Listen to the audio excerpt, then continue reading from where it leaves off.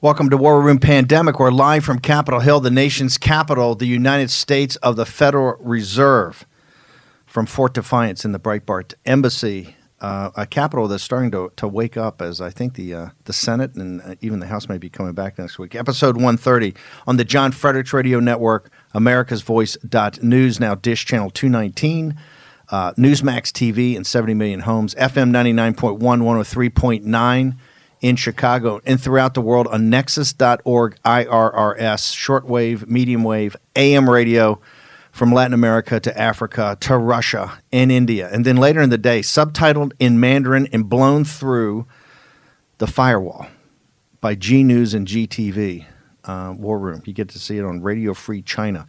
Jack Maxey, Jason Miller, Raheem Kassam, all in the War Room. Today, with the specter of deflation now looking like it could be a reality. The implosion of the oil markets. Boys, did we call that last week? We're going to talk about that in the morning as the President of the United States just tweeted out he is now going to come to the defense of the fracking industry. Some big I think the President drafted off Jason Miller's tweet yesterday. What was your tweet yesterday morning? The tweet yesterday morning was, let me read this to you. You were about standing up for, this is right before your great Mark Cuban interview. Yeah, yesterday morning, we're going to need a national energy recovery strategy, both for our domestic companies and internationally, coming out of the coronavirus pandemic. Entire industry in turmoil. I'm talking to my producer. We do a reset here? Do a reset? Okay, fine. Yeah, that's what I thought. We had a little technical problem here, as often happens, but we're rolling. Or as we call it, Tuesday. Tuesday, exactly. Thank you, Vish.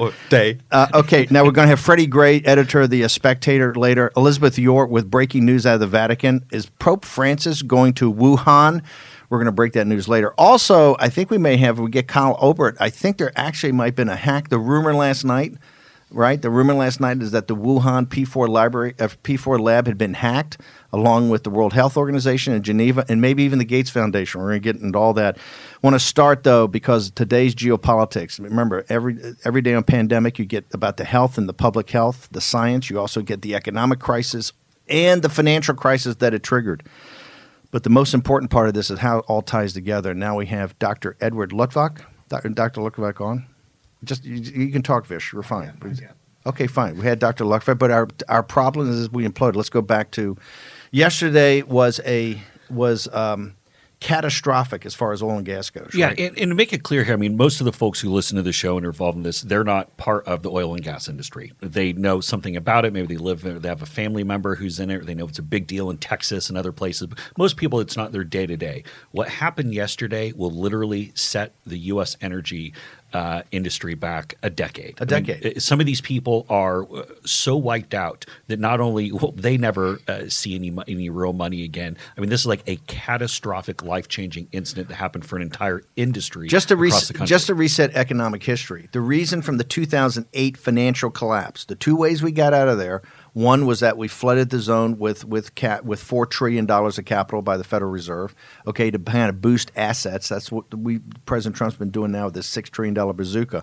But you did a $4 trillion massive infusion of capital. The other thing was the oil and gas industry. Over half of the GDP growth in Obama's years was the fracking industry, and this was the American oil and gas industry getting savvy and getting technology. It became a high-tech business. But half of the GDP growth during the Obama years was the oil and gas industry. Under President Trump, his philosophy is even more aggressive than that. We would become full spectrum energy dominant. The United States would not energy independence, not just that we would produce everything here at home by ourselves, but in addition, we would start to export to other nations. And so a huge part of the Trump revolution, a cornerstone economically, has been fracking in oil and gas, and particularly the independents, right? In Pennsylvania, up in the Marcellus Shale, the Bakken up in the Northern Plains, down in Oklahoma and Texas, the Permian Basin, the Eagle Ford Trace, I think it is, right? This is the centerpiece, one of the centerpieces of the economic revival of the United States of America.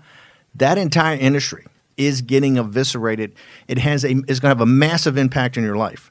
Number one, how are you going to get through this carnage, right? Forget everything about the drop of aggregate demand and all this stuff brought on by the pandemic.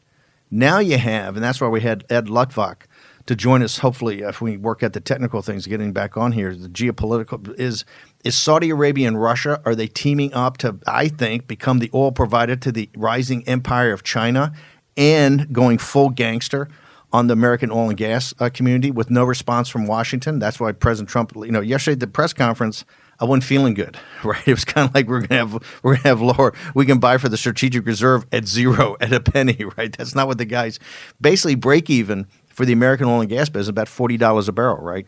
About $40 a barrel, but it's a centerpiece. So jump in here, guys. I do want to play the clip later from Kramer before we get Luttwak on here, but oil and gas center. And here's the thing. Remember, in the 1920s, what led to the rise of Hitler was hyperinflation in Germany after the war. One of the things we had to deal with in the Great Depression, and the specter that haunts all economists that we've never really been able to handle, is deflation, particularly massive deflation. And I think that's the specter that's haunting us today. You're certainly seeing it in the commodities market. And as you talk about the oil, I think there's something here that's very interesting. Betrayal of the United States after our multi-decade security agreement with Saudi Arabia is very big. China is now purchasing more oil in 2020, in the last several months, than it did in 2019. They are stockpiling oil on the basis of these low prices. They've got about, right now, apparently a 90-day supply, and there's some question as to whether or not they've doubled that capacity secretly. They claim it might come out in 2020. The other thing that's happening, and I think this shows you how these cascading effects in the marketplace can affect America. We're looking at corn prices, very low right now. The ethanol industry could lose as much as $10 billion this year. They employ thousands and thousands of people. They also, I think, pick up 2 of every 5 rows of corn, and I think about the same for sorghum. So this is going to have a big impact across our economy. So the specter of deflation, jumping here. Can I say something? In a day of more American deaths, everything grim, we do have. Are you Gomez Adams? Is this a new look with the? Does that make you Uncle Fester? You had that. I have been waiting I know. for that. You just walked. I walked into that punch. Man, I walked right into although that. it does make I walked right into that it does punch. make Vish Pugsley. But I walked right into that punch. I want to ask this question. No, cut his mic off. I want to ask this question. That was savage. What is China preparing for with all this? The hoarding here. I guess we'll get into it later on in the show, but what we're seeing happening in North Korea right now as well. A lot of people out there will have followed this story, looked at this, said, "Yep, Steve Bannon, I understand. He's right on China. He's right on China." But there seems to be a dovetailing of events here now, which points to something larger going on that many people necessarily didn't have their finger on the pulse. Look, of. the Chinese Communist Party historically strikes when there's a crisis. Remember, in the Cuban Missile Crisis in 19, which I think is probably the most important decision any American president's had to make, is what Kennedy did then, even more than Lincoln in the Civil War, was China struck at India. During the height of that crisis. They have a tendency, even in Korea, they have a tendency when their other rivals are occupied with massive crises, they have a tendency to strike. I have said for years that we are in like 1937, 1936, 37, 38. And what I said before the crisis, before the pandemic, is that you could see this with the negative interest rates and all the central banks that we were in a negative feedback loop like they were after the Depression. By 37, 38, they had tried everything they knew with the economics of the day, and it wasn't working. 38 was almost as bad as 1932, right? 38 was economically, unemployment started to come up again because they had to hit the reset button, right? So, that reset button, the Second World War, we were like that. We are basically now, and it's obvious the Chinese Communist Party are the new Nazis, right? There's just no doubt about that. They don't even mind. They kind of like being gangsters, right? They don't mind it. They got the swagger, right, of what a gangster does when he's walking through your neighborhood, punching people out. So I want to stand this point. We've talked a lot about how President Trump is a wartime president because of his 21st century war against coronavirus. Now we're finding out all these horrible things about how they covered it up. They knew this was going on, how this has led to hundreds of thousands of deaths because of the CCP. But seeing the actions that the Saudis and the Russians are taking to try to destroy the U.S. oil and gas, the fracking business, to try to wipe us out. But do you come to this independently? I just want to make sure, because this is what's what's got me so upset, and this is why I want to have Ed Lutvak on. To me, it's so obvious that Putin and MBS went gangster on us. No, this but is it's not talked about. In this city, it's almost crickets. Right. Why So, is that? Well, I'm getting to that because right now you have the CNN and the mainstream media. They're talking about what states are going to open or not. President Trump, he might cut off some immigration, and they have their panties all in a twist, and they're all That's called the noise. Right, exactly. So they're doing their normal, they're doing their whole meltdown thing. We're seeing China, and going back to the point that Jack just made a moment ago, Asia Times has a big blaring story this morning. China goes on a discount oil buying binge. We are in an economic war right now. I mean, would you agree on that? I think I've said for years they're in economic war. They're information and economic war with us for the last 10 or 20 years. Now it's a hot war, not a cold war. When I did Times of India, I think it was TV this morning, for like a 20, 30-minute interview, and the guy was asking tough but great questions. One was about Modi just passed the other day. He said, no buying. Nobody can come in here and buy our companies right now because everything's everything's tanked. Right? No buying, particularly no Chinese. No CCP can come in here and buy a share of stock right now. He's standing up to him and say, "Hey," and he understands that lack of capital coming in is going to hurt him. But I want to tie this back into Mark Cuban's comments yesterday when he talked about America 2.0, when he talked about industries are changing. Now, a lot of his comments were geared toward AI and tech, but that goes back to this broader trade debate that we've been having about where is that going to be based. A lot of Cuban's comments are going to, he didn't really go to the direct head-to-head competition of us versus them, but this is where when we talk about America 2.0, we're going to have to develop all that here. Here's Geopolitics 101, and Lutvak's the master. I'll give you the version. And by the way, for yesterday, for hashtag War Room Pandemic, remember when Governor DeWine and Mark Cuban and Ed Lutvak and people come on here, it's not us. They're trying to get access to you. They understand that you are the deplorables. You're a massive political force.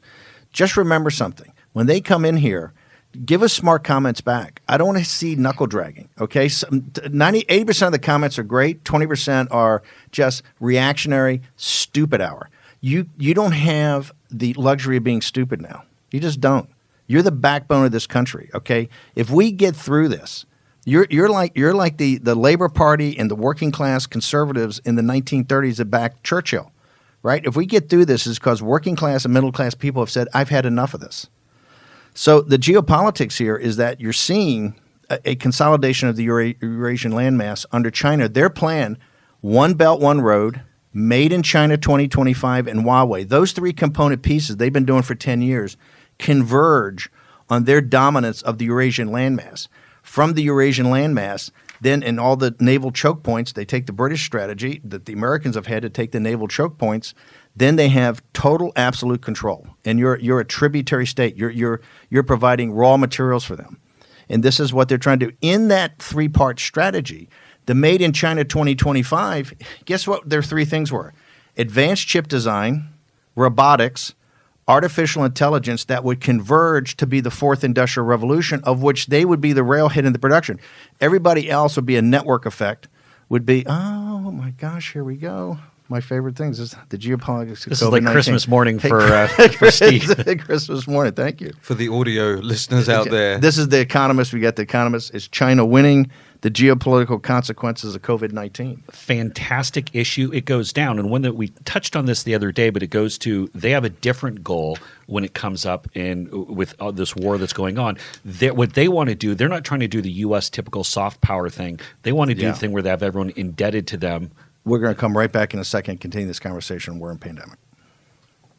War Room Pandemic with Stephen K. Bannon. The epidemic is a demon, and we cannot let this demon hide. War Room Pandemic. Here's your host, Stephen K. Bannon. Welcome back to War Room Pandemic. I want to thank the team out in Denver. We had a slight problem. Of course, you've been watching MSNBC and CNN, even the guys that have hundreds of millions of dollars, right? The only thing we have hundreds of millions of dollars here is Raheem Ghassan's T&E, right? the Morton's bills. Actually, you've done very well in going through Morton's withdrawal. I've got all the whole staff are over at my house just bussing my dining table with Gomez Adams here. Okay. Want to thank everybody for making this possible. Back on FM 109, 103.9, 99.1 in Chicago. We're back up. John Fredericks Radio Network.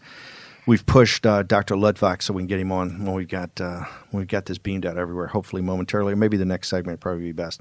Let's go back here. Jim Cramer, I think, was on our topic today. Was he not? He was. I think what's going on in this country right now is there's just two different dangers that are being courted. There's the danger that just says, look, the United States is shutting down, and that's just not healthy, and it could lead to economic collapse, social unrest. And then there's another side which just says, listen, we got to have a plan to get open, and we're going to get a LabCorp thing, and we're going to have the great scientists of the world come up with something. So you better be ready for the good stuff. I wish it weren't so political. Because I really do think that when you look back, say, in the 30s in Europe, you say, why didn't they see that there was social unrest? What were they thinking? All these businesses were closing. Couldn't they tell? But somehow that's become a right-wing argument. Historically, it's a left-wing argument. So I say maybe it's a neither left nor right. It's about the notion of the center holding. And if indeed we have a good enough structure with medical that is ready, go for it. No, it's not about the center. I think this. Look, I'm a right winger. Now, I do think that we ought to think through how we get this. I would like to see everybody's energies and how we get this open in a smart way, right? And I think we got to do that. But the right is nationalistic. We have to get back to understanding we're a nation, and we're a nation among other nations. We're inextricably linked economically. We're not saying we're isolationists. We're not. But this is why I talked on this interview I did with India TV today about how Modi is. I think Modi is fantastic. The largest democracy in the world. He's a nationalist. He made some tough calls. He's trying to keep the Chinese, the CCP out. He's made some tough calls even with us at first to say, hey, I got to make sure I've got the hydroxychloroquine. He was the first guy to say, hey, look, I got to make sure I've got 1.1 billion people. I'm not so sure my medical healthcare system is as good as you guys. I got to look after my own. I have no problem with that. Just like in Guatemala, you're going to shut your borders. I dig it, all right, if you think that's best for your people. But we've got to come through this smartly and tough, and we got to make sure we're engaged. Right now, this is the third world war, whether you like it or not. And I'm not saying China did this on purpose. I'm not saying they had a bioweapons program. We'll find that out in the days and months ahead.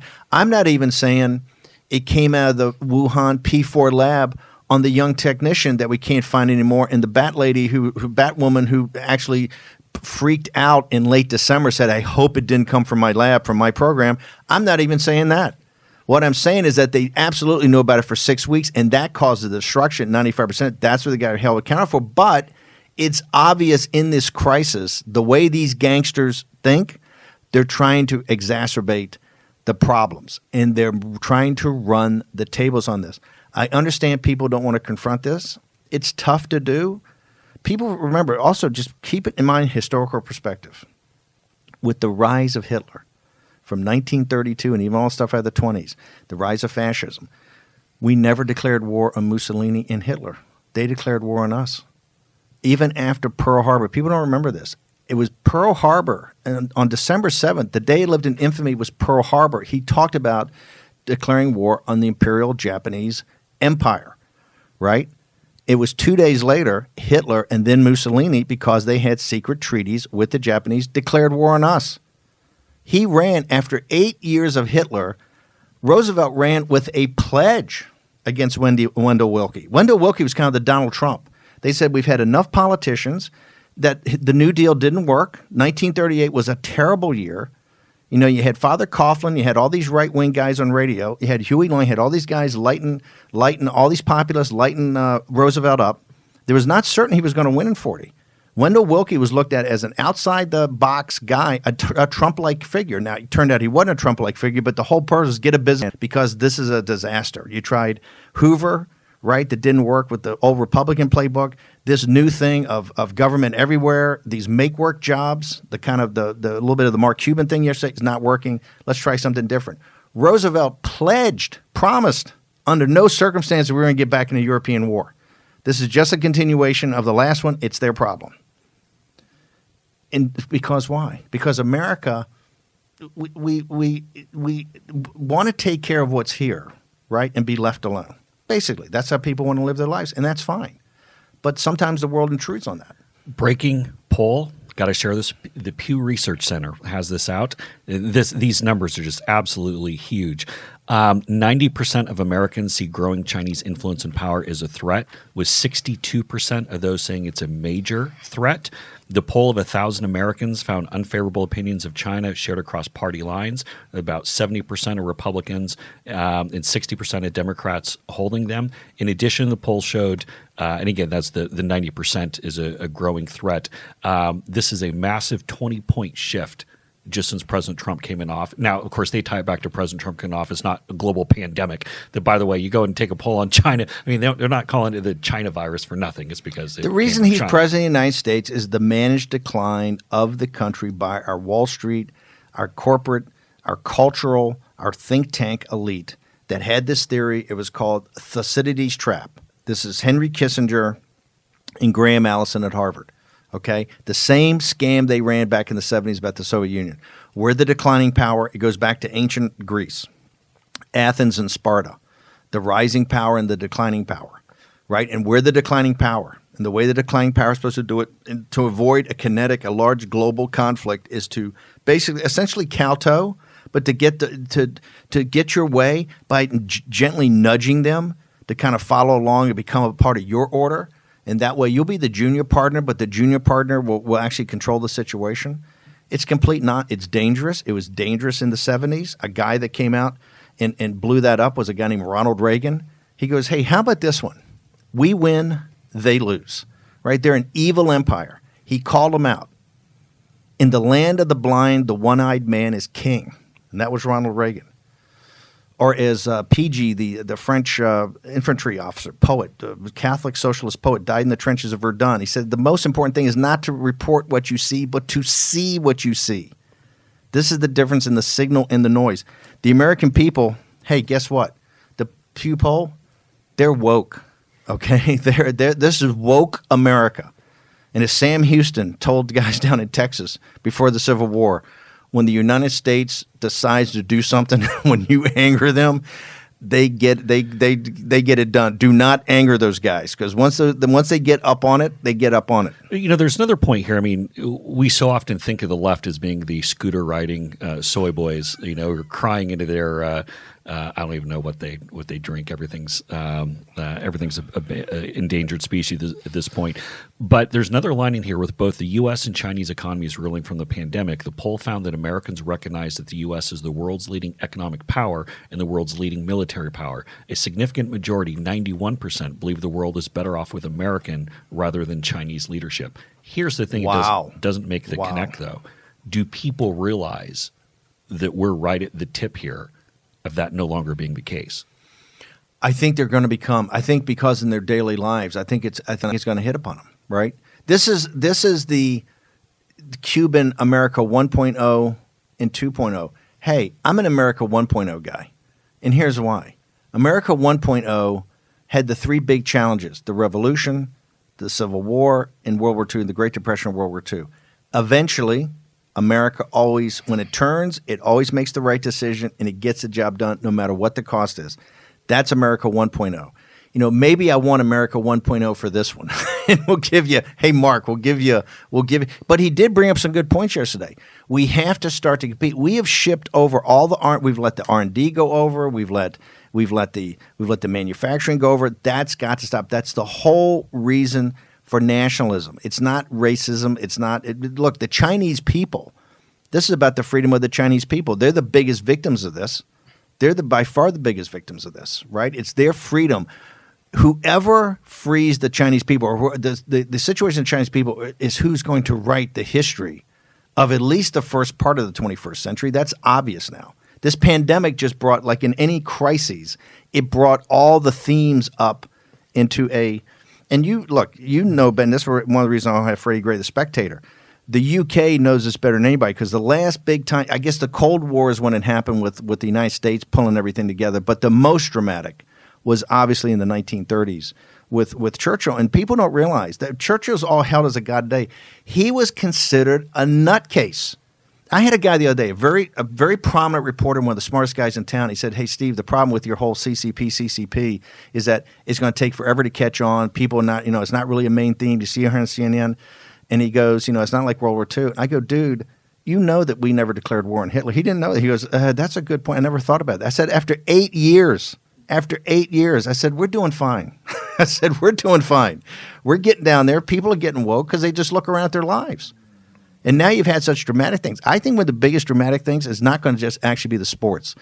I think Passover and Easter will play, and when they look back at the history of this, the first time you don't really have a Passover, the first time you really don't have, in 2,000 years, don't really have a Easter, right? Okay, we're going to take hashtag War Room Pandemic. We want all your comments, all your observations. Particularly, I want your comments on Mark Cuban's yesterday.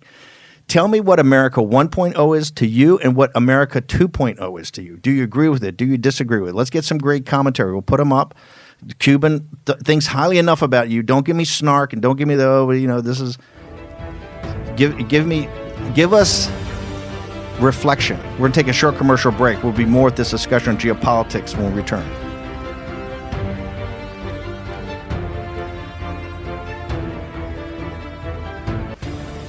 War Room Pandemic with Stephen K. Bannon. The epidemic is a demon, and we cannot let this demon hide. War Room Pandemic. Here's your host, Stephen K. Bannon.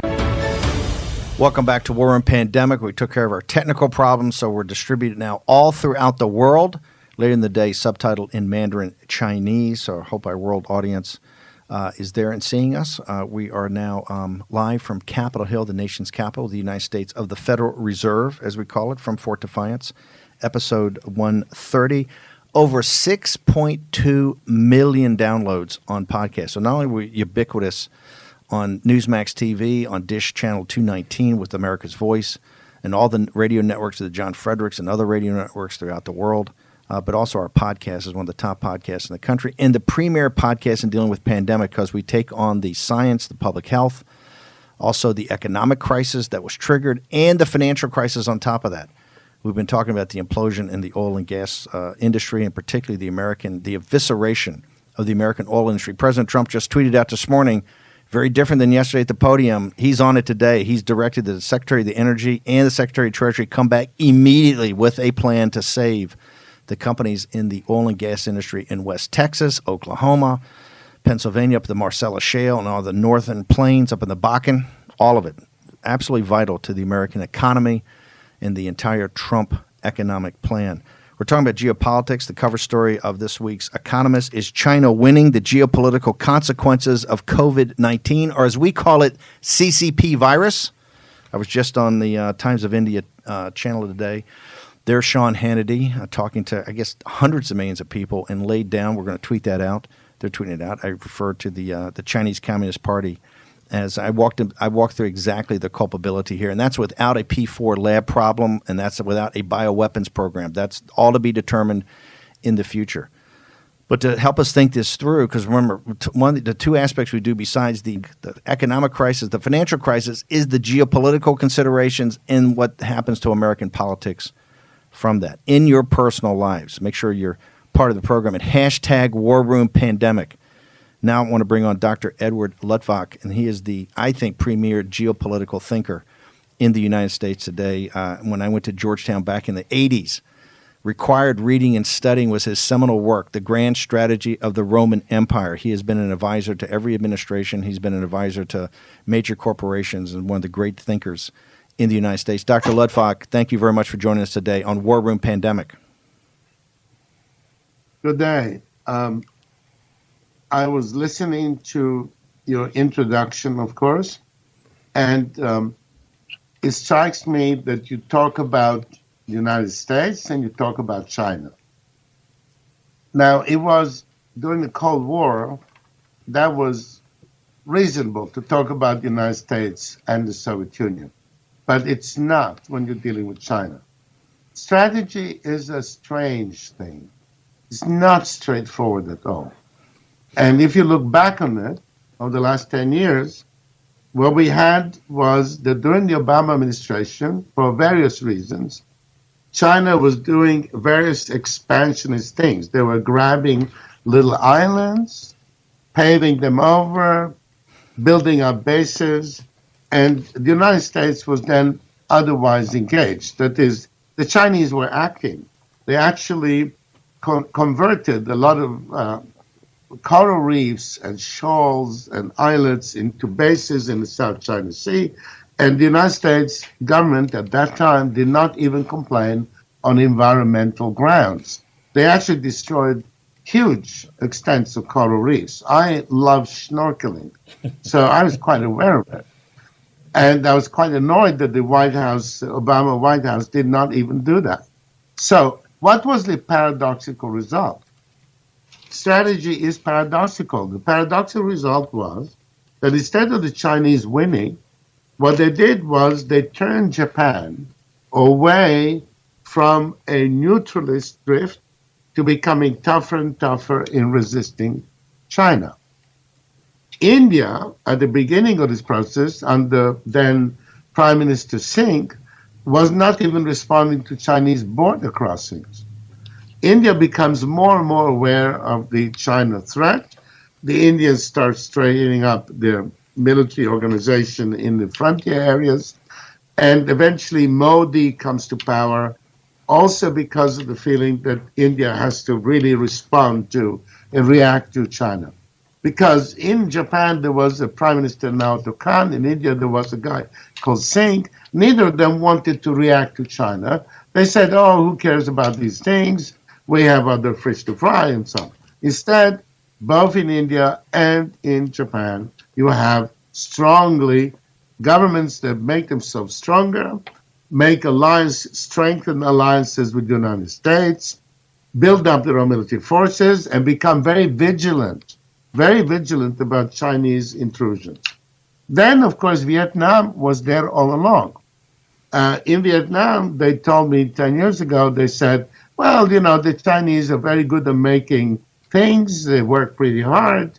They make a good plate of noodles, but fighting is not their thing. When they invaded our country, we fought back. Nobody, certainly not the United States. That's back in 1979. The U.S. considered Vietnam its enemy, and we fought all by ourselves. We repelled them. We killed a bunch of them. They withdrew. They never came back. So the Vietnamese, the Japanese, who were drifting away, become strong U.S. allies. India becomes from neutral or anti-American, actually starts being anti-American, then neutral, now is every day more an alliance. I don't mean all of India, but for example, the Indian Navy, which is growing quite well, the Indian Navy works with the U.S. Navy every day more closely than other non-official allies. India is not an official ally. Then you have country like Australia, which was doing huge business with China, and then even bigger business with China. And along the way, the Australians say to the Americans, what about putting 1,000 Marines in Darwin?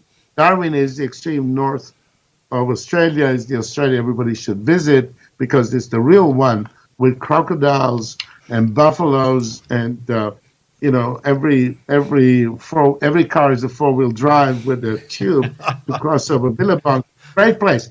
1,000 Marines. The Australians, who are doing big business with China, suddenly asked the United States, what about stationing 1,000 Marines there in Darwin just to encourage our Indonesian friends? Now, what about Indonesia? That's a country that is not like Japan, which was already a strong ally, or India, which has a sense of itself being more and more important as it grows and becomes less poor. No, Indonesia was a country where it was really a very passive attitude to external threats. Suddenly, the Chinese are so provocative and so threatening about the claim on the offshore, Indonesian offshore. It's called the Natuna Island offshore, where actually Exxon, the U.S. company, has a big gas operation. Chinese suddenly claim and say it's ours. The result of that is that even Indonesia sends helicopters to this island with missiles, anti-ship missiles, and even Indonesia, not a very aggressive country, announces that if the Chinese intrude, they will be met with anti-ship missiles launched by the helicopters. Now, in other words, the Chinese are autistic. The Chinese do not understand a foreign policy. They never had a foreign policy. The country is so big, so complicated, so busy with an earthquake here, a flood there, an epidemic in the third place now these days. All of this that the government pays no real attention to external affairs. Their foreign ministry doesn't report anything back, and if they do, it's ignored. They are purely propagandists. The Chinese ambassador, his job is to be a propagandist, not to listen to what Americans are thinking or saying. So they don't get feedback. They are acting autistically. Therefore, they turn Japan from a country going neutral into a country really militant against them. They turned India, they turned Indonesia, and now comes Malaysia. Now, Malaysia have many claims to fame, but there are definitely people who enjoy their afternoon nap. And they get up late in the morning, they go to bed after lunch, and they get up just in time to be able to go to bed again. So what did the Chinese do? Having claimed the Malaysian offshore waters as their own, right, as part of this modest claim for 3 million square kilometers of the South China Sea, the Malaysians didn't respond. They didn't react. So what did the Chinese do? They were forced to send a warship, have a TV camera there while Chinese naval officers are pointing to a map and saying, this is our water and this and that, and they broadcasted on CCTV, Chinese television, the foreign language edition in English. And they broadcasted 4 times. Dr. Luckman, I just want to make sure for our audience, explain the South China Sea is one of the most important waterways in the world, right through when the Straits of Malacca comes in. South China Sea, one of the most important, huge body of water. Walk people through when you said they militarize it by taking these coral reefs and turning them into basically stationary aircraft carriers. Talk about their claim about claiming it as an internal sea that is 100% their property. Right. So the Chinese are a land power, and they fundamentally don't understand naval power. Naval power is not about being anywhere fixed, but it's about controlling the whole space. So what do? Since they are expansionist, they are in the process of trying to expand Chinese empire. What they are doing is all of the vast ocean. Visualize the map of China is a kind of round thing. China is round looking to the Pacific. All around this round, there are islands, and most of it is geographers called it the South China Sea a long time ago. And it's 3 million square kilometers. And that is the water east of China, which then you have a chain of islands. You have, of course, Japan. Below Japan, you have Taiwan. After Taiwan, the Philippines. Philippines get very close to Indonesia. Indonesia continues and wraps around to Singapore and then touches Malaysia. All of that vast water enclosed by this chain of islands is the South China Sea, or it's called the East China Sea. East China Sea, the northern part, South China Sea, the other part. And suddenly the Chinese government pulled out a sketch. It's called the 7-dash line. A piece of paper that a Kuomintang, that is a pre-communist civil servant, had written more or less by hand. He'd do the sketch. It's the kind of sketch that somebody would do in 4th grade. It's a 4th grade sketch. And he put on it little markers and said, this is ours. At that time, the government of China, the Kuomintang government of China, did not control most of China. It controlled almost nothing. They had no navy to speak of at all. They had a few fishing boats, and they totally didn't control any of this. In fact, when the Filipino government 50 years later challenges this at the international court looks at this case and say, well, this is at least We have all these impossible cases. It's a simple one. Dr. Luttwak, we're gonna take a short commercial break. We're gonna return. We got to sell some commercials here to pay for this. We're gonna return in a second and finish up with you. Dr. Edward Luttwak, geopolitician, will join us after a short commercial break.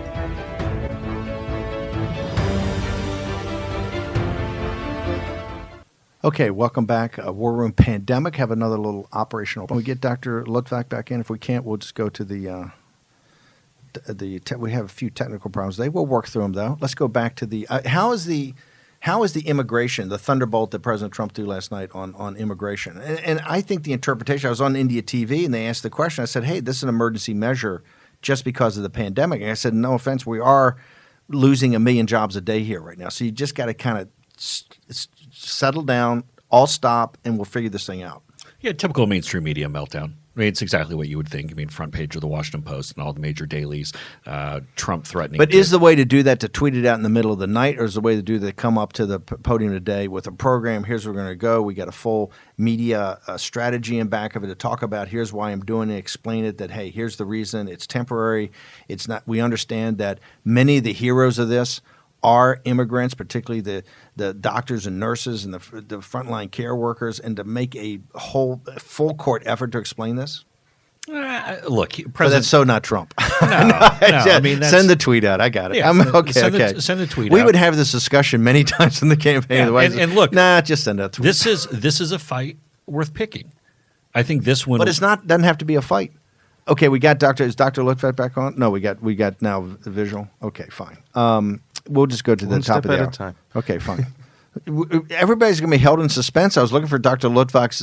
What do we do here, Doc? Right? Now to South China Sea. Oh, he is. Is he on? I can't hear him. Let's just roll to the next segment, Vish. I don't want to go through this. I don't go through this torture. I may lose it here. on TV. Just we'll get to Dr. Luttwak later. Where's the mason jar? And that's the problem. I had my lucky mason jar and I didn't have it. And more important, I didn't have the content of it. So talk about immigration. But this is a thing. It's not to trigger people. It seems to me that we are losing the plot when he has a positive message to sell about going through the pandemic and the organized, ordered effort of using the governors to bring it out. But if you get too much of the Liberate tweets, you get too much of the WHO tweets, too much of the VOA, and now immigration, I support all. They're all fine, but you do that in a more organized effort, right? We got to go after WHO and going after the CCP. Voice America is clearly a disaster. I think Politico is going to have a story up later. I've got a couple of lovely quotes about Amanda Bennett. The Liberate thing, we understand people are frustrated. They want to get on with this, but there's an organized effort to do this. I thought the tweet last night was fine. I think this is, look, when we're at a moment when President Trump is getting attacked for supposedly not shutting the U.S. down soon enough, for not doing enough to close the borders, for not doing enough to keep the coronavirus out and not having proper screening and the concerns that go around that, when our national economy is on the ropes and people are losing jobs and we're doing everything we can and pumping all this money in. I mean, you opened the show saying we're the United States of the Federal Reserve. This is the moment where temporarily, until we can go and get our economy back, till we can make sure that testing we're in a good place, till we have both the containment and the mitigation aspects of this. I agree with that 100%. But do you send that out at 11 o'clock at night, or do you do it on the podium today in a power move to say you walk in and go, hey, here's my power move for today. Bang. Here's why we're stopping all immigration. By the way, here's the executive order I just signed. Here's the reason we're doing it. I like it. Drop it last night. Have everyone run around with their hair on fire today. Then come back to the podium today and say, here are the details. Plus, by the way, here's my energy plan. And on top of that, those tankers that are coming from Saudi, hey, guys, turn around. Do you think he does that power move? You think he turns them around? Here's the problem with our refineries. We actually need part of that. Remember, we can only run so much on our crude, right? We do need foreign crude. And also, refineries are designed around the input. Refinery in South Texas that's designed for Saudi crude, it has to take Saudi crude. That's just the way it works around the world. It's sort of why the French were just so interested in taking out Libya, because all of the refineries in Marseille are set up to take Libyan crude oil. But I think with the Saudis, here's the broader point is that, to me, I mean, yes, obviously we have this goal of being energy independent. We were, and now things are a little bit in chaos. But this was a concerted effort between the Saudis and the Russians to go and take it to the U.S. Do you think that is now, why is that now not top of the list of what people are talking about? Well, the reason we had Dr. Luttwak on, we realized Dr. Luttwak's not the guy you bring on Hannity for a 3-minute hit, right? He's a deep thinker, but he really understands the material. It's very important, we feel, for the deplorables to start to get coached up on this, right? Why is no one in this town? Two things they're not talking about. These numbers right here, you're starting to see the Rubios and the Hawleys, and obviously Cotton guys have been hawks for a while. You're starting to see this, but you haven't seen the basic political culture in this town, and particularly even the political media has never been this hardcore as the American people. American people are taking leadership because they're seeing with their own eyes. But on the Saudi-Russian thing, it's absolute crickets. Until President Trump, I mean, you and I talked yesterday. He came out yesterday, and it was not – I didn't think it was the press conference about the oil – if I'm an oil and gas guy, I wasn't feeling good. Hey, if I can buy close to a zero, I'll buy as much as you get. That's not what I want to hear, how we get the price back up to 40. That's why this morning's tweet was so important, saying Yes. that there's going to be this strategic plan. If you're an oil and gas guy last night, you're freaking out after the press conference. I mean, let's just cut right to it. You're like, holy smokes, I need to get in this food line. I'm being serious. I'm not like throwing out hyperbole. This is like, this is end of days. That's why we need to – what I want to hear today at the briefing – look, we don't need to spend a whole bunch of time on the immigration part because that's essentially – I think he does. You don't think so? Because I don't think as much. I think the energy part is much more important for where Yes. But you do agree that he's got to come out and do power moves on both, though. Oh, yeah. The interesting thing about the immigration, you remember he already had an agreement with Trudeau and the president of Mexico to limit cross-border immigration. The Border Patrol came out yesterday declaring, I think it's 7 items that will, rationales for why you cannot cross the border, why you can. They left out room for agricultural workers, people who are necessary for the American economy. But you also have to remember that about a month ago, they stopped accepting visas at almost every embassy in the U.S. because we pulled back all of our non-essential employees. Well, now they're going to jam up the whole the green card, all of it. Nothing's going to go. This is not just about visas coming over here, at least temporarily. They're locking down the entire system. Right. I think it's obviously good. I've been a restrictionist because I think we ought to maximize citizenship here. I like the fact that we're taking in immigrants all the time. I believe in the meritocracy, the merit system, and I think that that President Trump's made a good move. I hope I would go in depth today to explain. Okay, short commercial break. We get back. I don't know if we're going to have Freddie Gray or not because it looks like we're having some technical problems, but that's okay. Try to work through them. War Room Pandemic. Go to hashtag War Room Pandemic. We want to hear your thoughts, particularly about yesterday's Mark Cuban interview about America 1.0, America 2.0, and give us your thoughts on Dr. Luttwak. We're going to have him back as soon as we get the technical problems sorted. Take a short commercial break. We'll be back in a moment.